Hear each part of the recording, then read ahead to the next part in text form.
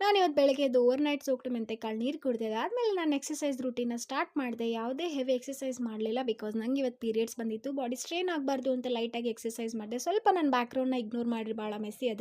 ಅದಾದಮೇಲೆ ಮಮ್ಮಿ ಕೂಡ ಬೇಗ ಬೇಗ ರೆಡಿಯಾಗಿ ಸ್ಕೂಲಿಗೆ ಹೋದರು. ಅವ್ರ ಆಟೋ ಕೂಡ ಬಂತು, ಸೊ ಸ್ಕೂಲಿಗೆ ಹೋದರು. ಅದಾದಮೇಲೆ ಪಪ್ಪ ಕೂಡ ಎದ್ದರು. ಅವ್ರದ್ದು ಫಾಸ್ಟಿಂಗಲ್ಲಿ ಶುಗರ್ ಚೆಕ್ ಮಾಡೋದಿತ್ತು. ಶುಗರ್ ಮಷಿನ್ ಮನೆಯಲ್ಲೇ ಇತ್ತು.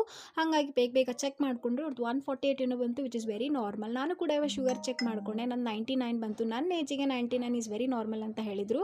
ಟಿಫಿನ್ ಕೂಡ ಹಾಕ್ಕೊಟ್ಟೆ. ಸೊ ದೋಸೆ, ಕುಕುಂಬರ್ ಆ್ಯಂಡ್ ಎಲ್ಲ ವೆಜ್ಜಸ್ ಆ್ಯಡ್ ಮಾಡಿರುವಂಥ ಉಪ್ಪಿಟ್ಟು ಕೂಡ ಮಾಡಿಕೊಟ್ಟಿದ್ದೆ.